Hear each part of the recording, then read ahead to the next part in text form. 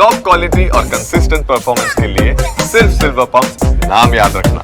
નમસ્કાર, સમાચારો સાથે હું છું જયેશ। સૌથી મોટા સમાચાર GCMMF ને લઈને આવી રહ્યા છે। આ ચૂંટણીને લઈને મહત્વપૂર્ણ અપડેટ કે GCMMFની ચૂંટણીને લઈને અશોક ચૌધરી બન્યા છે નવા ચેરમેન। જ્યાં દૂધસાગર ડેરીના વર્તમાન ચેરમેન છે અશોક ચૌધરી અને હવે તેઓ GCMMFના નવા ચેરમેન તરીકે તેમની વરણી થઈ છે।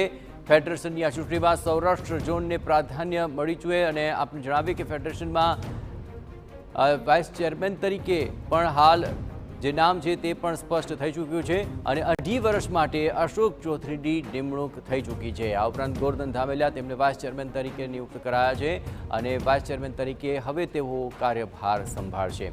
તો હાલ ગોરધન ધામેલિયા બીજી ટર્મમાં જે રાજકોટ ડેરીના ચેરમેન છે અને આપને જણાવીએ કે તેઓ હવે GCMMFની ચૂંટણીને લઈને એક મહત્વપૂર્ણ ચહેરો બની ચૂક્યા છે। આ બંને ચહેરાઓને લઈને આગામી સમયની અંદર શું ફાઇન્ડિંગ્સ રહેશે, કેટલું બેનિફિટ થશે અને કયા પડકારો રહેશે, આ તમામ બાબતો અત્યંત મહત્વપૂર્ણ બની છે।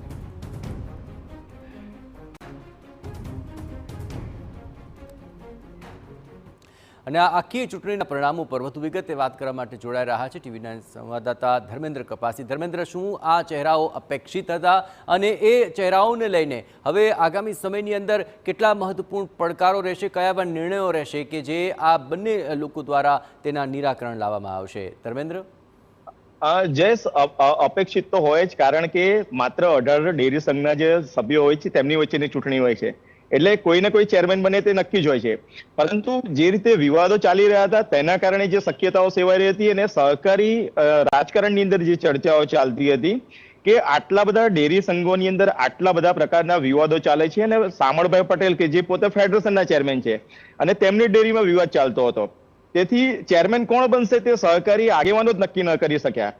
મહત્વની બાબત એ છે કે અશોક ચૌધરી જ્યારે હવે ફેડરેશનના ચેરમેન બન્યા છે અને ગોરધનભાઈ ધામેલિયા કે જેઓ રાજકોટ ડેરીના વાઇસ ચેરમેન બન્યા છે, સૌરાષ્ટ્રને પ્રથમ વખત પ્રતિનિધિત્વ આ રીતે મળ્યું છે। કારણ કે વર્ષોથી જે વાઇસ ચેરમેન છે તો પંચામૃત ડેરી પંચમહાલના જેઠાભાઈ ભરવાડને મળતું હતું, કચ્છ ડેરીના સરહદ ડેરીના વાલમજી હુબ્બલને મળ્યું હતું।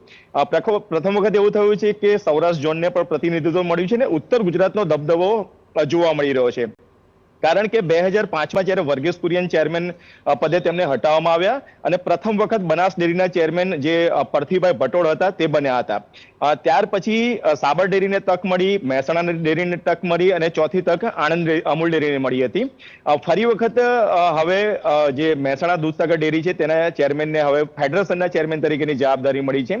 ચોક્કસથી પોતાની ડેરીમાં તો પડકારો છે, સાથે સાથે સમગ્ર રાજ્યની ડેરીઓનો અને ખાસ કરીને પશુપાલકોના હિતમાં કયા પ્રકારના નિર્ણયો લેવા જોઈએ અથવા માર્કેટિંગ માટેની નવી કોઈ પોલિસી નક્કી થશે કે કેમ, કારણ કે સમગ્ર દુનિયાની અંદર અમૂલ બ્રાન્ડ જે ફૂડ ચેઇન છે તો પ્રસિદ્ધ છે, તો તેનો વધારેમાં વધારે વિકાસ કઈ રીતે થાય તે જોવાની જવાબદારી હવે અશોક ચૌધરીના સિરે રહેશે। જયેશ, બિલકુલ ધર્મેન્દ્ર, તમામ ગતિવિધિઓ પર આપ નજર રાખતા રહેજો। તો હવે અશોક ચૌધરી અને ગોરધન ધામેલિયા આ બંનેના નામ ચેરમેન અને વાઇસ ચેરમેન તરીકે પસંદ પામી ચૂક્યા છે અને હવે આગામી સમયના જે પડકારોને લઈને તેમના નિર્ણયો કેટલા ફળીભૂત થાય છે તે જોવું મહત્વપૂર્ણ બની રહેશે।